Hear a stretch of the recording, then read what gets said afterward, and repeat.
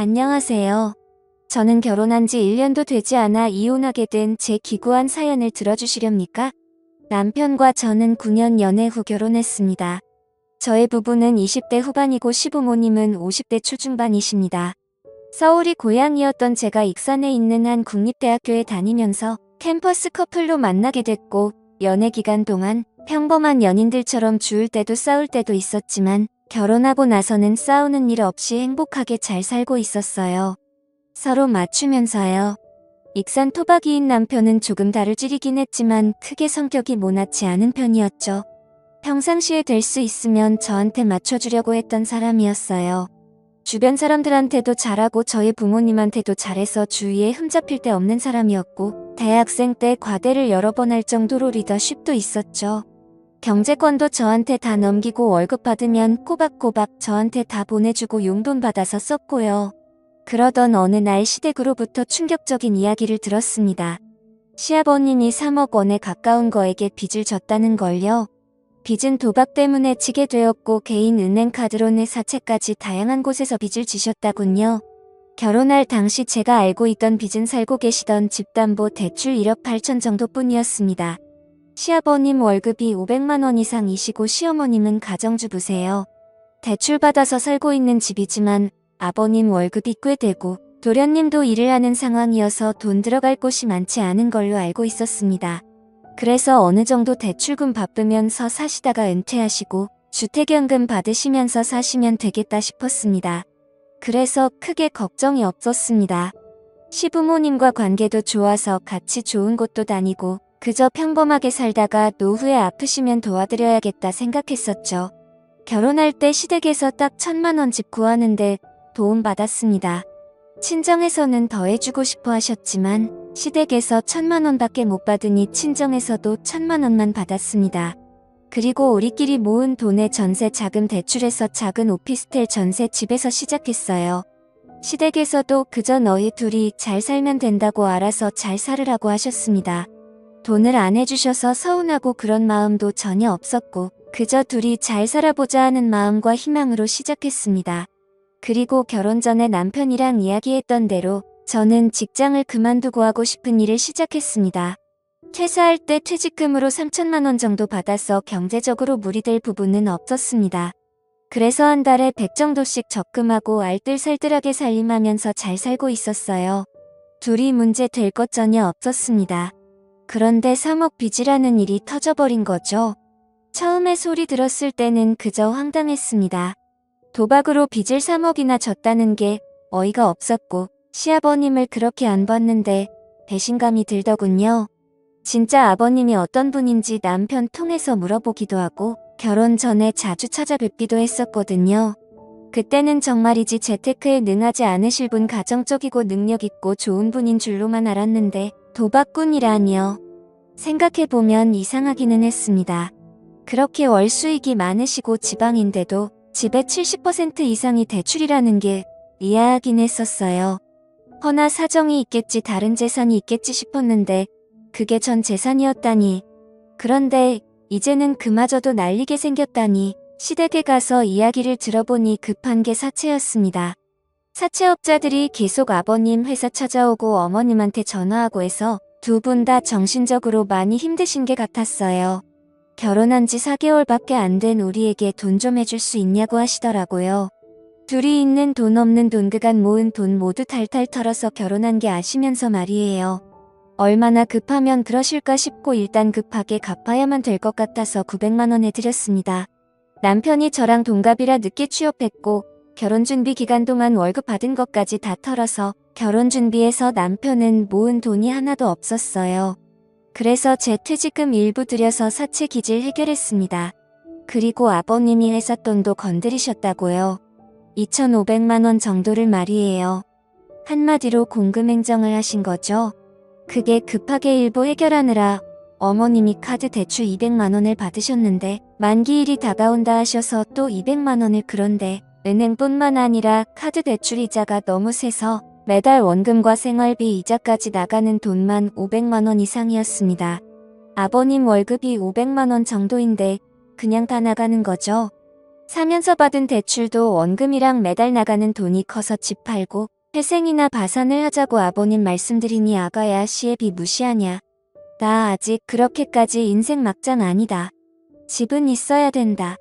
라고 하시면서 거부하셨습니다. 그리고 한 달 정도 뒤에 회사 돈 건드린 게 남은 2,300만 원을 메꿔야 했습니다. 근데 돈이 없는데 어떻게 그걸 메꾸겠어요.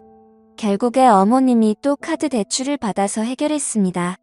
처음에는 공금의 명으로 감옥을 가던 말던 알아서 하라고 하시다가 그래도 회사는 다니게 해줘야 하지 않겠냐 해서 어머님이 카드 대출을 받으신 거라 했어요. 그리고 또 한 달 뒤에 도저히 안 되겠는지 아버님이 회생을 알아보시더군요. 이게 아버님 회사 회장님 귀에까지 들어가도였고 회사 돈 손댔던 사실도 도 회장님이 알게 되면서 회사에서 잘렸습니다. 회생을 해도 6천만 원 정도는 알아서 갚으셔야 된다 하시대요. 그렇게 직장에서 잘린 이후에도 정신을 못 차리시고 매일 어디를 다니시는지 매일 밤 담배 냄새에 찌들어서 돌아오셨고 어머님이 도대체 당신 어디 다녀왔냐 따져 모르시면 생활비가 필요해서 돈을 좀 벌려고 다니고 있다고 하시면서 대려 숨막히게 하지 말라며 어머님께 화를 내고 집을 뒤집어 놓으셨습니다. 그 돈은 어찌 갚으시려고 하시는 건지 답답하더라고요. 그 후 어머님은 결국 집을 파셨고 집 사면서 은행에서 받은 대출금 갚고 나니 수중에 몇 천만 원만 남더라고요. 아버님이 운명했던 회사 공금 갚느라 어머님이 받았던 대출을 그 돈으로 해결하고 할머니한테 빌린 돈도 있어서 1,000만 원 갚고 복비 이사비까지 지출하고 나니까 결국에 남은 돈이 1,000만 원 정도였습니다. 아버님은 언제부턴가 집에 들어오지 않는 날이 들어오시는 날보다 많아지셨고 어느 순간부터 집에 들어오지 않으셨습니다. 어머님은 아버님 생각만 하면 지긋지긋하다고 집에 오면 바로 이혼 도장 찍으라고 할 거라고 이혼 서류까지 준비해 두시고는 칼을 가셨습니다. 그렇게 집을 팔고 도련님이 얻은 저렴한 빌라에서 도련님이 벌어오는 돈으로 어머님과 도련님 둘이서 생활하기 시작했습니다. 처음에는 같이 으쌰으쌰 해결해 나가려고 자식들이 아버님께 연락해서 계속 어디시냐고 물어도 보고 싸워도 보고 했는데 고집이 있으셔서 마음대로 하시고 도대체 뭘 하시는지 어떻게 생활하시는지 상황 돌아가는 것도 이야기 안 해주셔서 포기했습니다. 그냥 열심히 일해서 돈 벌고 있다고만 하셨어요. 이렇게 해서 어찌어찌 아버님 포기하고 도련님 어머님만 산다고 해도 앞으로가 걱정이었습니다. 도련님도 돈 모아서 결혼해야 되는데 솔직히 상황이 이 정도면 어머님도 진작 뛰쳐나가서 일을 하셔야 하는 게 아닌가요? 자꾸 비가 오면 온몸이 뻐근하고 날이 좋아도 몸이 안 좋다고 하시면서 본인 하시고 싶은 일자리를 고르고 계시더군요. 제 생각에는 그런 거 따질 때가 아닌데 말이에요. 평상시에 요가 계속하셔서 요가 강사 자격증까지 있으시고 등산도 자주 하시고 봉사활동 같은 것도 다니셨어요. 그런 체력이면 일 못할 상태는 아니지 않나요? 저의 부부가 좀 도와드릴 수도 있지 않았냐 하실 수도 있는데 저는 결혼한 지 1년도 안 돼서 1,100만 원 해드린 상태라 더 해드리고 싶지도 않고 해드릴 수도 없는 상태였어요. 저의 부모님한테 죄송하고 아이 계획도 있어서 신혼집도 빌라로 옮길 생각이라서 돈을 보태야 했거든요. 부모님한테도 보태드린 돈 시부모님한테 더 해드리고 싶지 않았습니다. 남편도 그 부분에 동의했었고 미안해했습니다. 그리고 저의 부모님은 나중에 노후 대비해서 계속 직장 다니고 계세요. 아빠는 일하면서 무거운 물건들을 드는 경우들이 많아서 뒤에서 보면 한쪽 어깨가 틀어졌어요. 어깨에서 칼가서 팔도 아프시고 그래도 일하고 계세요. 엄마는 사무직인데 컴퓨터를 하루 종일 보고 있으니까 눈도 건조하고 노안 때문에 숫자도 잘 안 보이고 야근도 하시고 힘들게 일하세요. 자식들한테 피해주기 싫다고 하시면서요. 이런 부모님을 보면서 일상생활 잘하시는 어머님이 건강 때문에 일을 하는 게 망설여진다는 게 저는 도무지 이해가 되지 않을 따름이었습니다. 그래서 단돈씩 20만 원이라도 경제적 지원해드리고 싶지 않았어요. 벌써부터 해드리면 나중에 더 의지할 것 같더라고요. 남편이 전화로 일은 어떻게 할 거냐고 해야지 않냐고 여쭈니 달에 돈 10만 원씩도 안 해주면서 다 키워놨더니 엄마한테 일하라고 하냐고 엄마 비 오면 온몸이 쑤신다고 장마철에 나가 죽으라는 거냐고 너는 말을 꼭 그렇게 해야겠냐고 화내시더라고요. 남편은 엄마 서운한 건 알겠는데 우리가 이미 1,100만 원 빚 갚는데 못 해드렸잖아요. 월 100만 원씩만 버셔도 저희 형제 부담이 많이 줄어들 것 같아요. 그리고 엄마 노후를 위해서라도 하셔야죠. 진짜 엄마 생각해서 말씀드리는 거예요. 모든 걸 우리가 지원해드릴 능력이 안 돼요. 라고 장문의 문자를 보냈지만 일 터진 지 8개월이 지나도 어머니는 이 일은 어떻고 저 일은 어떻고 따지시며 단 한 번도 일을 나가려 하지 않으셨습니다. 제가 저희 외삼촌 식당에서 카운터 보는 게 라도 하시는 게 어떻겠냐고 말씀드린 적이 있었는데 어디 CM 일을 그런 식당 아줌마를 만들려고 하는 거냐고 성을 내시더라고요. 그러면서 저보고 다시 일을 시작하라고 새파란 게 젊은 애가 남편이 벌어오는 돈만 쓰고 집에서 놀기만 한다고 하시대요. 저도 다시 일을 시작할 수는 있지만 이런 상황에서는 전혀 시작하고 싶지 않았어요. 제가 일 시작하면 분명히 지원해줄게 기대하실 거고 안 해드리면 더 서운해하실 게 뻔했거든요. 안녕하세요. 저는 결혼한 지 1년도 되지 않아 남편도 처음에는 저한테 미안해하면서 1,100만 원 해줬으니 충분히 해줬고 더 해줄 필요 없다고 했었는데 나중에는 저보고 일 시작하는 거 어떻냐고 눈치를 주더라고요. 일 시작하고 수입 늘어나면 월 10만 원씩이라도 드리자고 하면서요. 하지만 제가 벌 돈들이 앞으로 태어날 제 아이, 제 집, 제 노후 등을 위해 쓰이는 게 아니라 시댁 뒷바라지에 쓰일 거라고 생각하니 끔찍하고 싫었습니다. 솔직히 거의 월마다 시댁 쪽에 경조사 있어서 10만 원씩은 드리고 있었어요. 친정 쪽은 생일, 어버이날, 명절 때만 드렸고요. 귀한 딸 힘들게 키워놨더니 시댁 뒷바라지나 하는 거 보시면 저희 친정 부모님이 얼마나 속 터지시겠어요. 그런 모습 보여드리고 싶지도 않았어요. 친정집에서 김치 얻어가는 것도 죄송했습니다. 친정에서는 뭘 계속 주려고 하셨는데 그럴 때마다 속상했어요. 있을 때 잘해드리지라는 말도 하실 수 있어요. 하지만 저는 이런 끔찍한 상황은 아버님, 어머님이 만드셨다고 생각해요. 아버님이 회사 핑계대고 모아놓은 돈을 계속 가져가셨어요. 적은 돈도 아니고 큰 돈 몇백, 1,000만 원 이런 식으로요. 근데 그때마다 어머님은 그냥 방관하신 거예요. 아버님 성격이 워낙 큰 소리치고 그런 성격이라 싸우다가 포기하고 놓아버리신 거죠. 그리고 그 방관이 그 상황을 만든 겁니다. 그렇기에 두 분이 열심히 해결할 의지가 있어야 된다고 생각하는데 아버님 위에 말씀드린 상태이시고 어머님은 본인은 마냥 피해자라고 생각하시고 그래서 의지가 안 보이니 추가적으로 지원해드리고 싶지도 않고 그러더군요. 밑 빠진 독에 물 붓기라는 생각만 들어서요. 남편이 점점 힘들어하더라고요. 처음엔 티를 안 냈는데 날카로워지고 밤에도 술 먹고 늦게 들어오고 새벽에 들어오는 날도 많아졌습니다. 부모님은 부모님대로 아내인 저는 저대로 남편한테 화내고 하니까 속상해서 저러나 했어요. 남편은 아버님이 말씀하시기 전까지 정말 이런 일에 대해서 전혀 모르고 있었다고 했거든요. 평소에 경제적인 부분에 크게 관심이 없어 보였어요.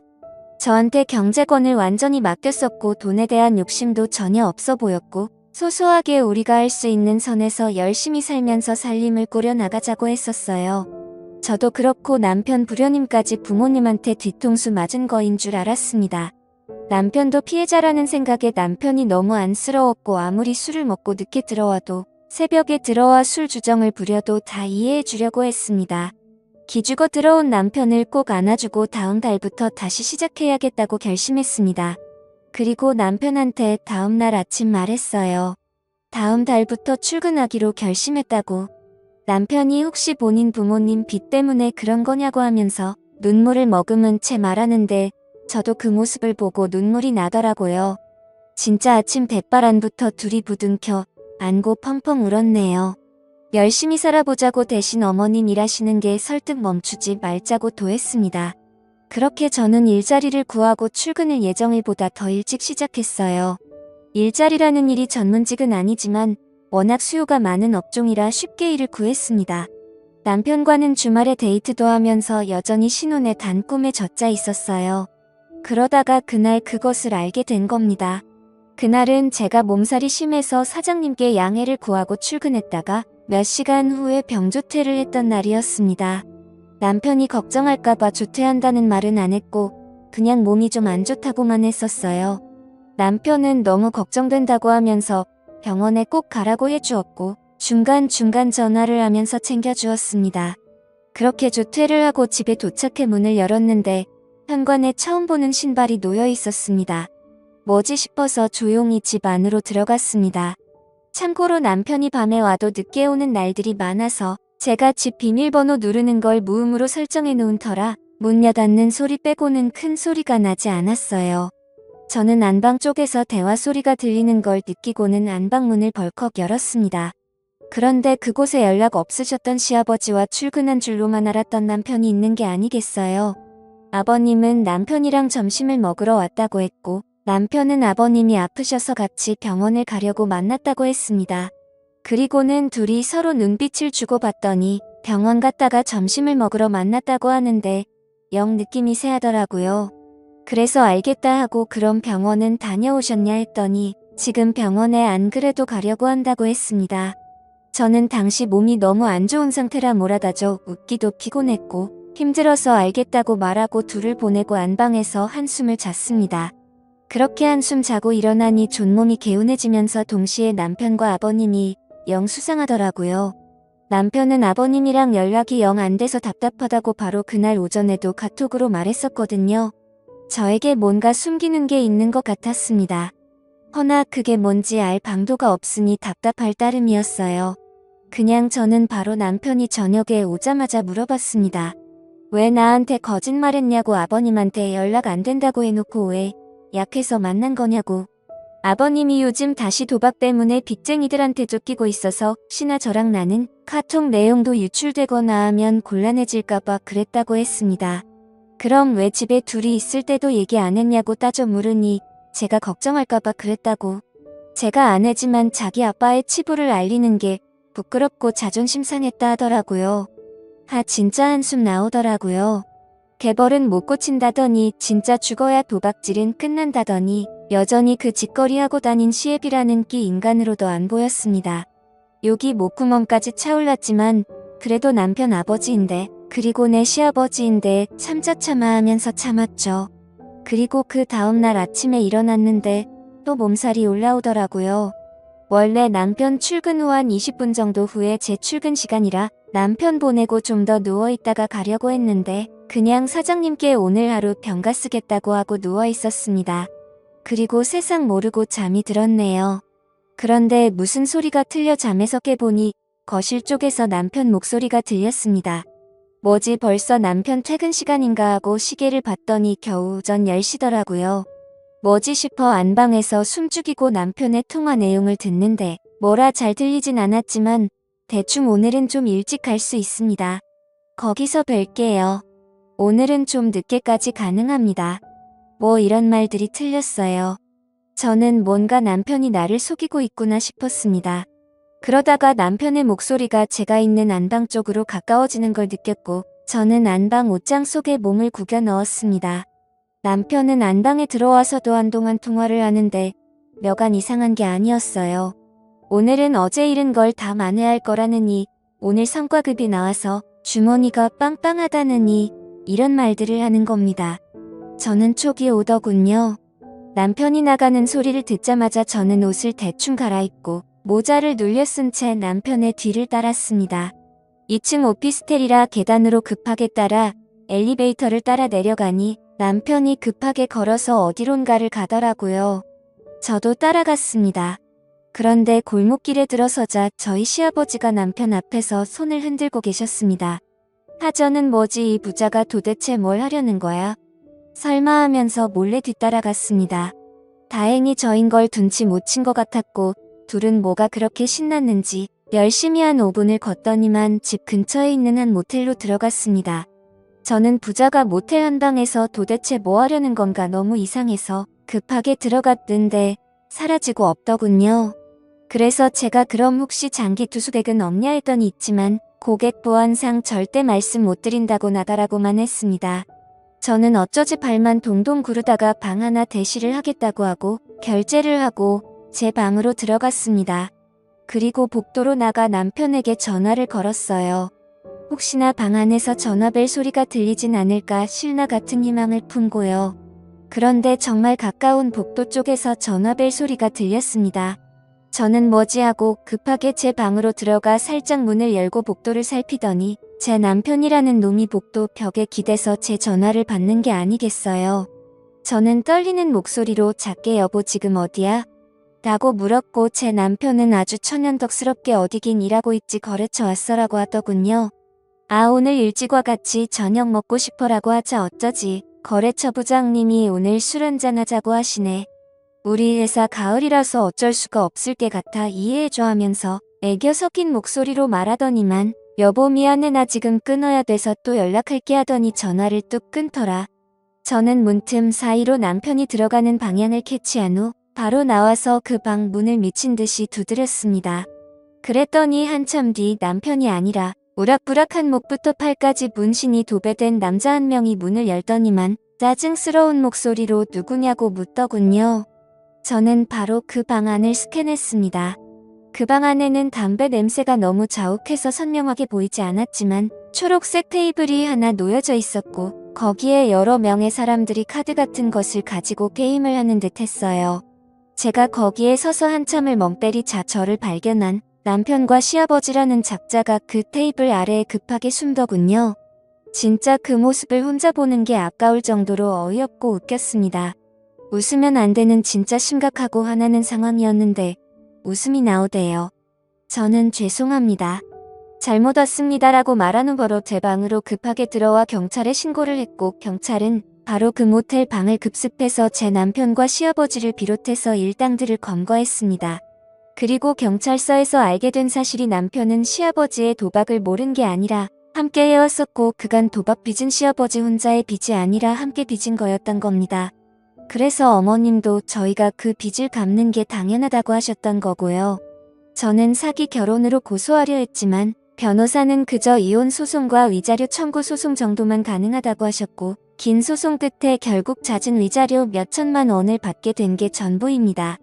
아무것도 남지 않은 제 1년 동안의 결혼생활 찢어지고 찢긴 가슴은 1년이 지나도 10년이 지나도 나아지질 않을 것 같습니다. 가족 사기단에 속은 제 이야기. 제가 생각해도 소설 같고 드라마 같네요. 제 암담한 사연을 들어주셔서 감사합니다.